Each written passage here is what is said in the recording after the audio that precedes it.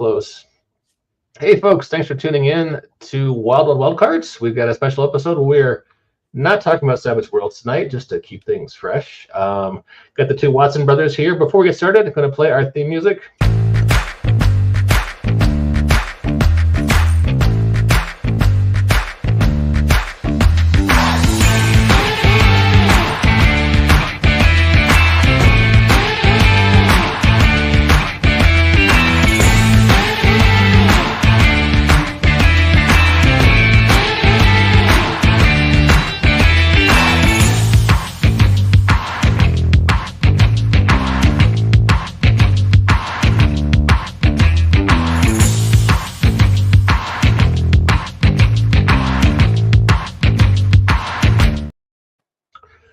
And that delightful musical extravaganza assures you, gentle viewer, this is a high-quality, high-production values podcast. Only the finest, ethically sourced, bespoke, farm-to-table geeky conversation for your podcast listening pleasure. And I guess before I make any more jokes, we should confirm, as far as you guys know, you are not related, actually, right? So, hi, I'm Ross Watson, and our guest is John Watson, which is why this whole conversation is happening, people. Yes, we have doubled the quota of Watsons for our episode, which is a lot of Watson, and I for one, am here for it. But for the record, John and I, as far as we know, are not actually related. True. Although we are both from the Texas area, and look, we have similar characteristics too. Bald, handsome looking. There's that too. Definitely handsome looking. So doesn't hurt. But welcome to our show, John.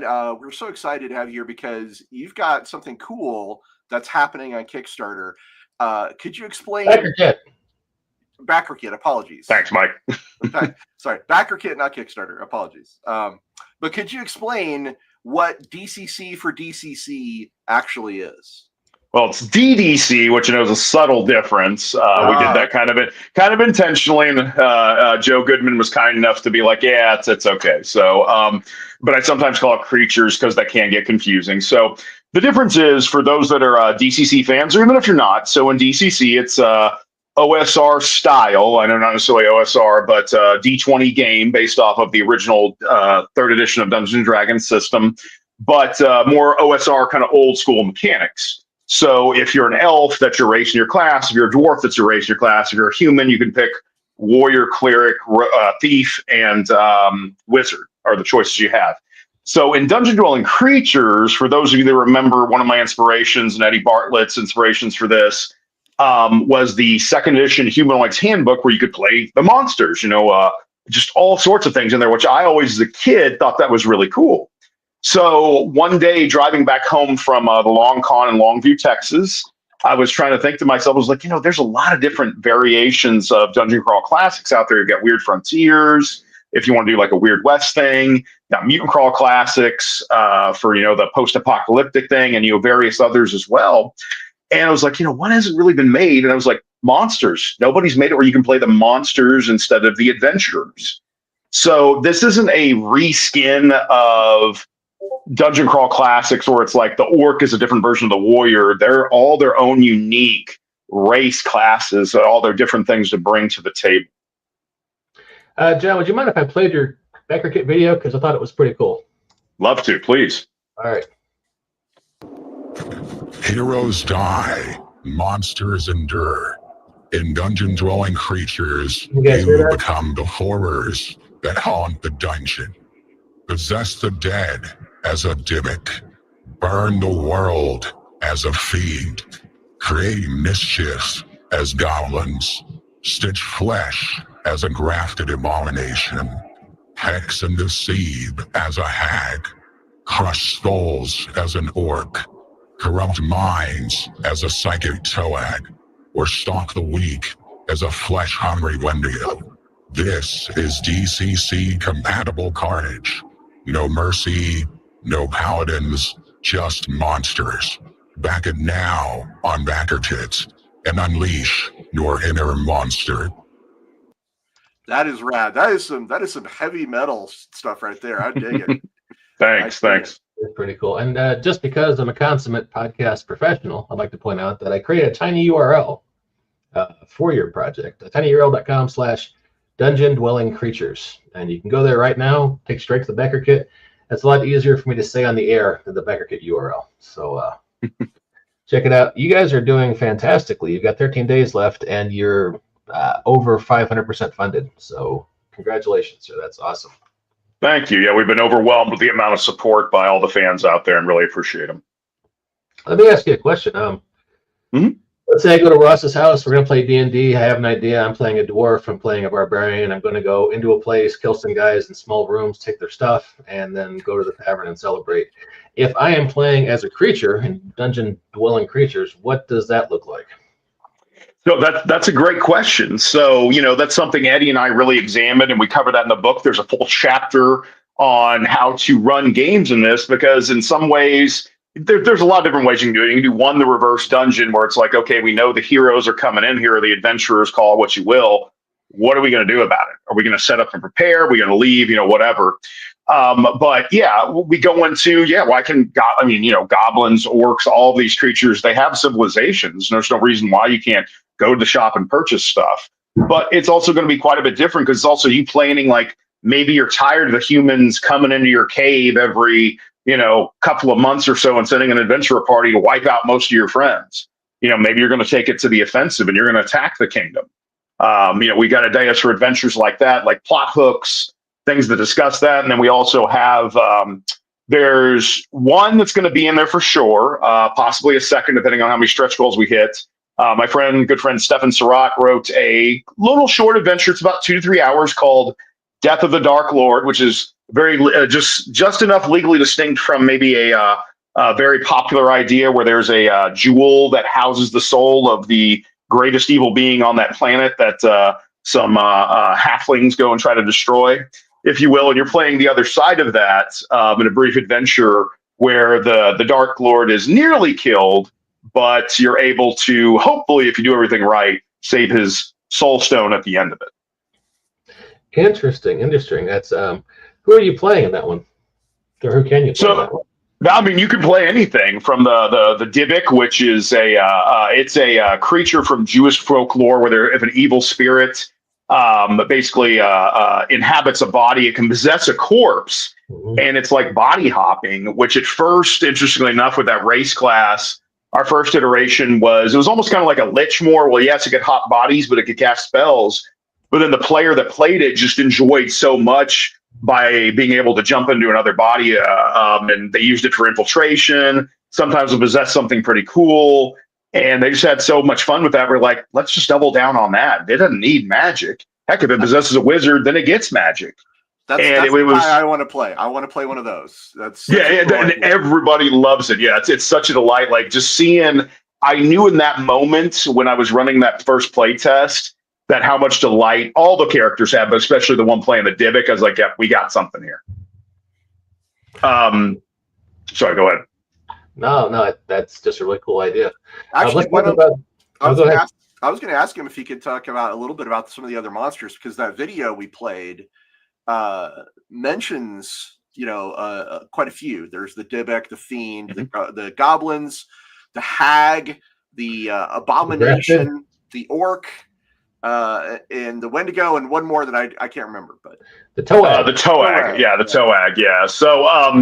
So the Dybbuk, and I just want to say this first too, because I had a few people at ChupaCabraCon bringing this up, which I thought was lovely, and I was like, that's wonderful, because I thought the same thing. Since especially the Dybbuk and the Wendigo are both some things that belong to certain cultures. We did partner with my friend Ken Fisher, who is a gamer, and also the Jewish faith, because the Dybbuk does come from that, to make sure that we didn't do anything offensive. He gave us seal approval. And then my friend Ashal Aguilar, same thing, of Native American descent. So the Wendigo as well, she went through that to make sure it was culturally appropriate and helped us with it to make sure it wasn't offensive in any way. I just wanted to give that there, since some people did remind me of that, which I appreciated, but Eddie and I had the foresight to get ahead of that. But having said that, we've got the Fiend, which is kind of like the cleric type of these races. But the big difference with the Fiend is that they don't worship a god or goddess. They want the other people in the party to worship them. So one of the abilities besides casting spells that they can do that's really cool that Eddie and I loved was if you're about to cast a spell and you're like, okay, my followers, give me your power, they can sacrifice hit points, and per point they sacrifice, it empowers your spell. So in DCC, one of the mechanics is you roll and then add a modifier to it, and based on how high you roll, the better the spell is. And then also as they grow in power, they'll change form. Like you might be a spine devil or an imp when you're at really lower level, but all sorts of things like that with the Fiend, which has just been a delight to run through. The Grafted is also another favorite. That was one of Eddie's favorites. I kind of developed it a little bit, and then he took it and really ran with it. But it's a tribute to two things. One, like Frankenstein's monster, that's part of it, and then two, for those of you that remember second edition D&D, not a great name now, and I wouldn't use it. We didn't want to, but there was the Mongrel Men, not a great name, but it's a tribute to that as well, where they're just different parts of different creatures. And one thing we wrote in the rules as well is if, like, let's say you come across a corpse and you wanted to, like, it's a giant, and you're like, man, I want that giant's arms. It's really big. Well, you can hack off its arm and then attach it to where your arm was. You do have to make a roll. And if you fail, there's some consequences for that, but you can add those pieces on you. So, which also brings up corpse economy, which is something in the game too, which I'll talk about a little bit later as I go through the classes. Corpse economy. Oh my God! Yeah. Is that how you buy stuff? Is with corpses? I mean, how you kind of power yourself up. So yes, buying your power up. Yes. I was in the Dybbuk in the early 2000s called Corpse Economy. We were a big deal in Fort Wayne, Indiana. I'm sorry, but please continue. Oh man. But so basically I'll just go into corpse economy real quick. The Dybbuk, the Grafted, the Wendigo, and the Toag, and then even some of the other race classes, there's things they might do where they need a corpse for it. They fight over corpses, but the catch is only one of them can use that corpse. So the Dybbuk, if it's possessing the corpse, of course, the Grafted can't rip off its arm and use it. It's done. It's been possessed by the Dybbuk.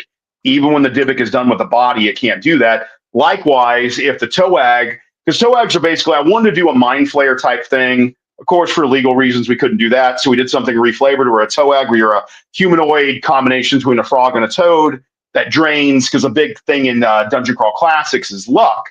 They drain luck and use that to power their psychic abilities. But if they do their drain luck ability on anything else, the other creatures can't use that corpse once it is killed for any other purposes.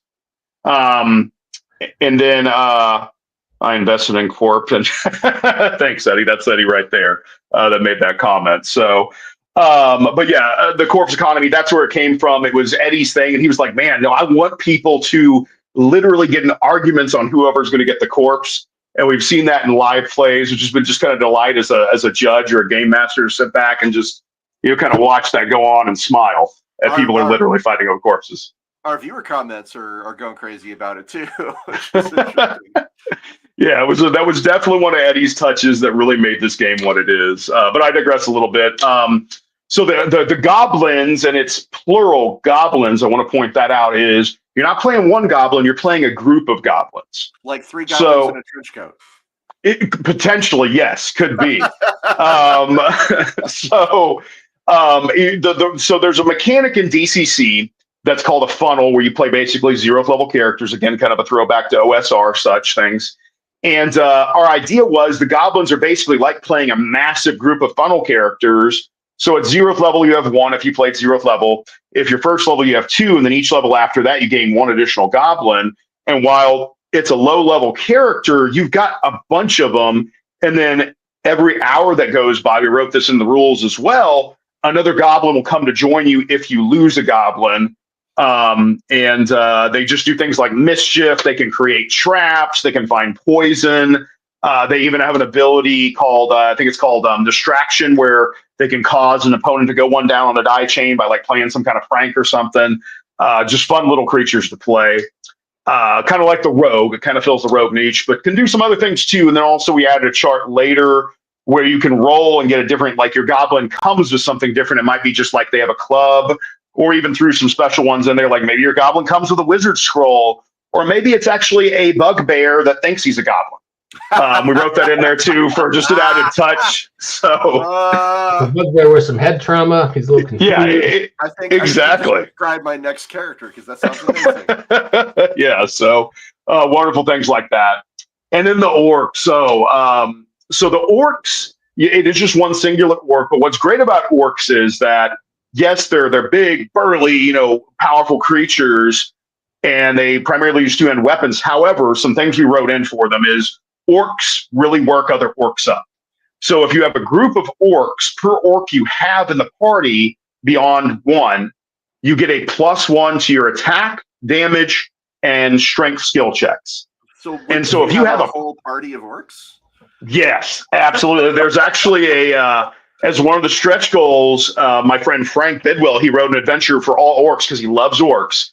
And that's what it's about. And just seeing that, I played in it twice now. The second time I had to play an orc that couldn't speak or talk, or couldn't speak or hear, is how I played him. So I could go through it again, not spoil anything.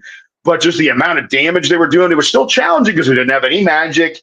We definitely weren't sneaking about. We were just going through, kicking open the door and, killing stuff. That's what we did, that style. But man, it was a delight to play, which led us to other ideas where, we'll probably do adventures down the road where it's themed. Maybe you're all undead. Maybe you are all goblins. A different variety of things like that. And then also another feature on orcs is when they take damage, they get a rage die that they'll add on top of their attack and damage rolls. So you got to kind of play this balance. Do I want to stay worked up and have this hit point loss, or do I want to be healed? It's kind of that balance there, playing that out. And then there's the Hag, which is my personal favorite. It used to not be, but we did a long-term play test with Stefan Surratt running it for his Conquest of Chaos DCC game. And I played a Hag. And one of the things that's different about the Hag as opposed to a regular old wizard, it's not just a reskinned wizard. Well, yes, most of their mechanics work like that. But in DCC, if you roll low on your spell check in a natural 1, you're going to get corruption, which is bad. It's not good. You don't want that. However, a Hag, because the iconic old corrupted Hag, we were like, they want corruption. They want to have corruption. So while Hags can't do things, mechanics like spell burn, which in regular DCC, a wizard can burn their physical attributes to empower their spells. A Hag can't do that. But the more corrupted they get, the more of a bonus they get on their roll. So if you have like 5 levels of corruption, that's going to be a +5, or might even be higher than that depending on the type. But I had a character or a Hag I was playing, Shaky Rita Snail Biter is what I called her. And literally my first roll of the game was a natural 1 on a spell casting check. So I got corruption, and she rolled on we have different corruption charts. Hers was the Fey chart. And I rolled, and she got it to where she had to speak everything in rhymes. Awesome. So the entire campaign, like I'd get asked a question, and I was like, give me a second, let me make sure how to rhyme this. But it was such a delight to do. And there's things harsher than that, of course, too, that physical adjustments and things like that. And then I already talked about the Toag, they're the Psionicist, and then the Wendigo, which used to be my favorite until I played the Hag long term. Aren't they the all your Wendigo? favorites? Well, of course, yeah, absolutely. I have a little bit of love for each of these monsters. But the Wendigo is a warrior type. They get a lot of hit points. They can't wear very heavy armor, and they fight with just their claws and their bite. But since they're undead, they can't be healed like the Dybbuk. The Dybbuk can never be healed no matter what. Now, the Wendigo, they have a bite attack, and if they connect with that bite attack, half of the damage that they deal, they regenerate. Hence, Wendigos are the ravenous, flesh-hungry creatures. And I believe that's all of them. I feel like I'm forgetting one of the classes, though. Well, hang on. I think Wendigo, Orc, Toag we didn't talk about. We did. So, I kind of jumped around there. No worries. And it talks about grafted goblins. Fiend. Yeah, I guess we did get them all. Okay, yeah, all right.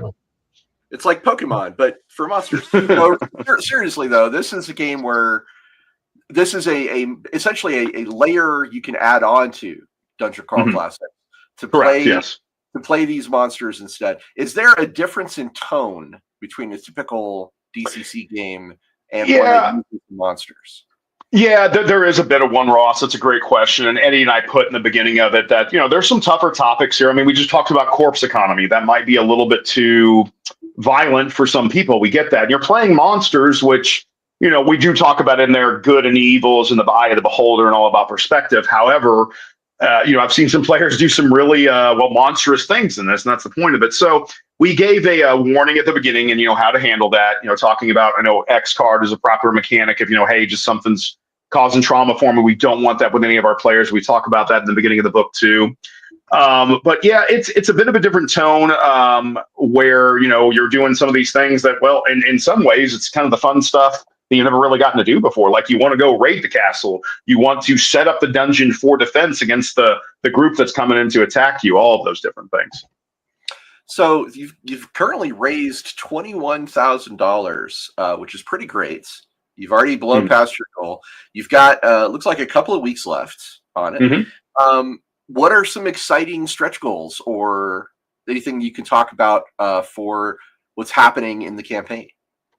Yeah, that's a great question. So we've got the most current, or the one that's coming up next is Keelan. And sorry, Keelan, I can't remember your last name, brother. Starts with an H. Fantastic artist. We first met each other at North Texas RPG Con. He's also a designer as well as an artist, very talented though. And he's going to do some artwork for the book, at least one full page piece of art. We haven't decided on what. He was super excited to be a part of the project, so we only got like less than $1,000 for him to jump in. So he's definitely going to be in there. We have, like I said, my buddy Frank is all Orcs Adventure. That's coming up soon too as a stretch goal. But the one that I'm really excited about that's coming up at 30 grand is Brandon LaSalle's, very known for DCC, recently released X-Crawl a little over a year ago, which has been a lot of fun. And he's written numerous adventures, Leader of the Road Crew, but he wrote us a new class that we'll introduce called the Swarm Tribe, a new race class, if we hit 30 grand, which the Swarm Tribe, it's, not like the Goblins exactly. They're different, where you're literally playing a sentient swarm of some sort. And what's really cool is as you gain levels, you grow in diameter. So you can cover a broader area. You can do things like make yourself into a bridge. You can slip in between any cracks that are an inch. It was really, and just like all Brendan things, just like, dude, this is really awesome. So we've been doing some play tests of it, but that's the one I'm most excited about to get to that's coming up. That's wild. I love the imagination. Like, just you could. So let me say this. As a person who has made a book about playing monsters, I made a Cursed for Savage Worlds. Yep.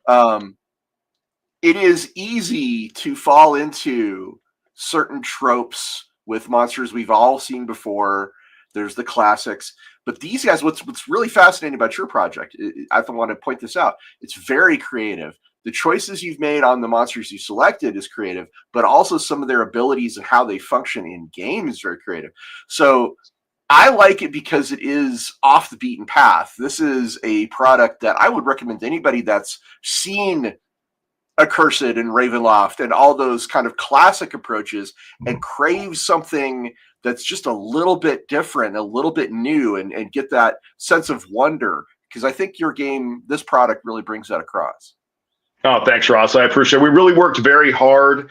At first, honestly, I was going to make the goblins kind of like humans and they could take classes. And then one of the best single piece of advice my friend David Beatty gave to me when I talked to him about it was like, no, all of these need to be race classes, John. I was like, I just thought about it for just a few seconds. Like, yep, you're right. That's exactly right. That's the path we need to take. And for this book, it makes perfect sense. Absolutely. Mike, what do you think about this so far?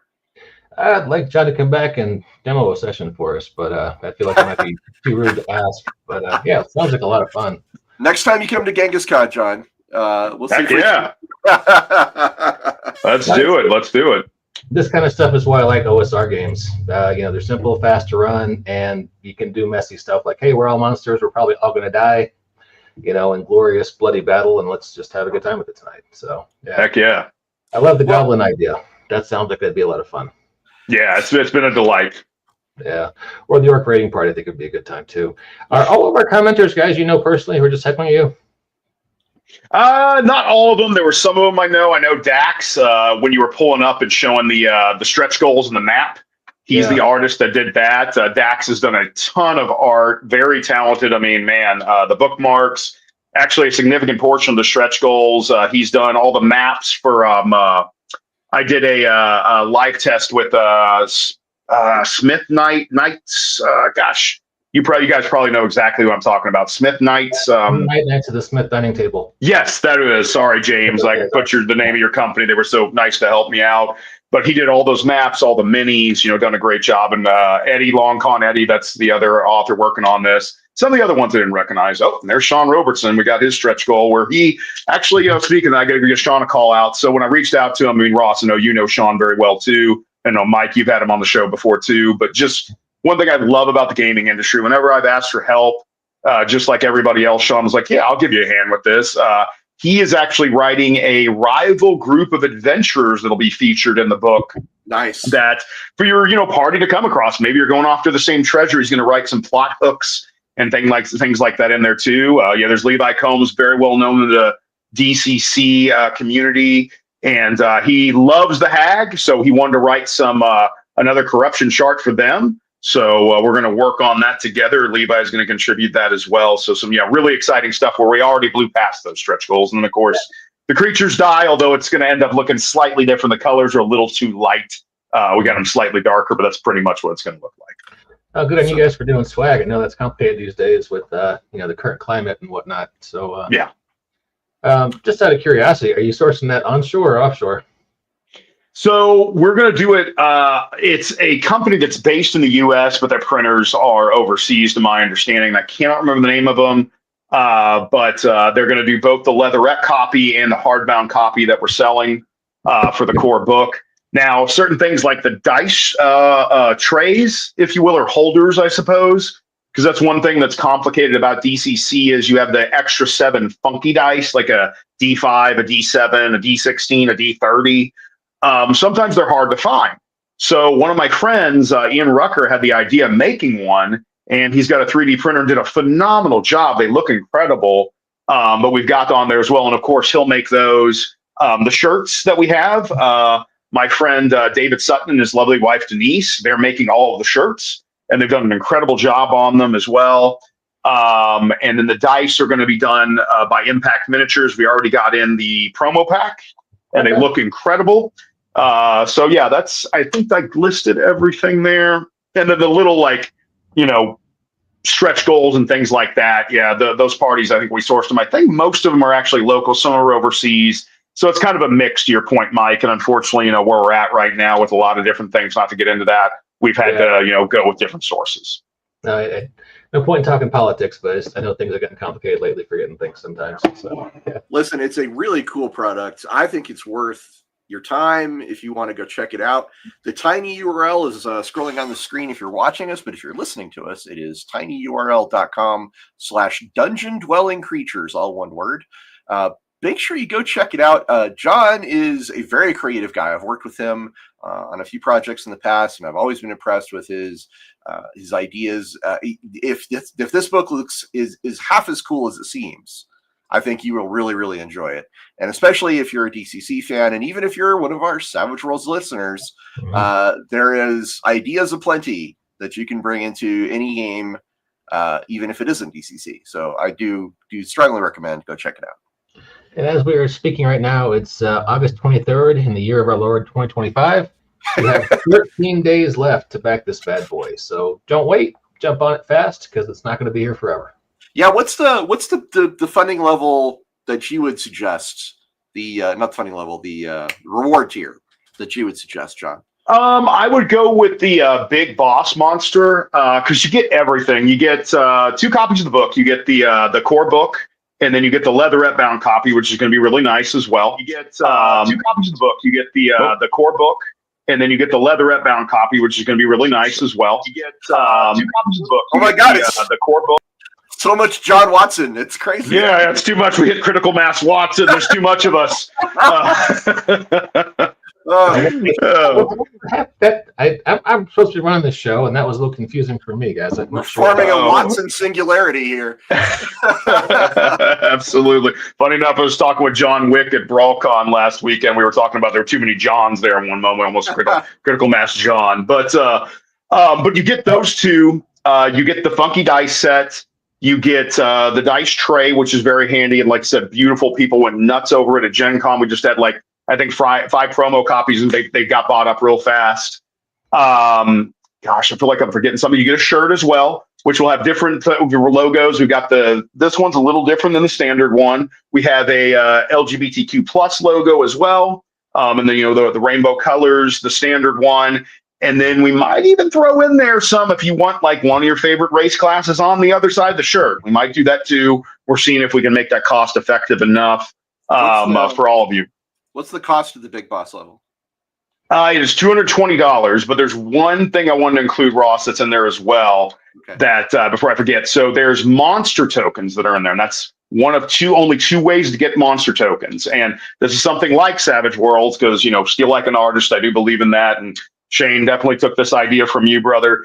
But one thing we wanted to do was one thing DCC doesn't have is you can't re-roll. There's maybe some other special effects that let you re-roll, but there's really no way to do it. So Eddie and I came up with the idea of monster tokens, where you get it and then you permanently turn it into the judge, the game, and then you can re-roll force anybody to re-roll any one roll. So if you cast a spell and it tells you to roll like 12d12, it would be re-rolling all of those if it was somebody attacking you or if you attacking them. But it's permanently spent, and then the judge keeps that token, and then in their next game or whatever down the road, they don't spend it themselves, but they award it for good role playing, whatever they want to for somebody. But there are a limited quantity of those. I think Eddie and I decided on like right around 200.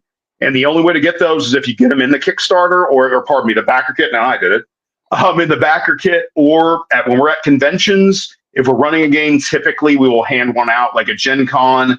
I handed out quite a bit for all the play tests we did to the best role player at the table. So, and those are the only way to get those. That's why I recommend that tier, because you're getting a lot of goodies there. All the stretch goals as well, which we've been blowing through them left and right. Yeah, you are doing real good on stretch goals, Mike. We should not mention there is a big bad boss monster level where you can get a session run by you. Yeah, absolutely. And that's if it's a little harder to get there for those of us that aren't in Texas, but it's in Longview, Texas at the Long Con. You'd have to get there. But if you're back at that tier, you get your room and board covered. You get VIP treatment too, which I can tell you the guys, Eddie and Matt that run the Long Con, they take care of you. It's a phenomenal experience. It should be a really good game. It's going to be creatures versus adventurers, where half the group is a monster, half the group is adventurers. They basically have time to prepare, and then they go at it. They go to war. So I am so excited to run that game, and I know Eddie is too. So that's the game we'll be running. The core concept behind that backers game we'll be running this year at the Long Con. When does the Long Con happen? It's in early November, I believe. Oh gosh, I got the dates wrong. It's early November, like the first weekend in November, I believe. Eddie, if you're in the chat, I'm asking for a lifeline, buddy. Okay. Anybody else that might know. Someone back said that they need to get to Texas like in 3 months to get that game. Okay, gotcha. All right, so that's Long Con this year for those of you who are interested. So, all right, cool. When I started this show, I promised Ross that it would be fast, fun, and furious. And in our case, that meant 30-minute shows. And we have just passed the, here we go. Just got a response from Eddie. It is November 7th and 9th. There you go. Thank you, Eddie. And Daxulus says, would you like to phone a fiend? Well played, Dax. You don't want to phone a fiend ever. They always have bad advice late at night. Like, yeah, you should call your girl. No, call on your shoulder. Yeah. It'll be okay. He should have charged you some corpses for that answer. I love the corpse. You could just make a whole game out of the corpse economy. That's really a good time. I mean, that's a selling point.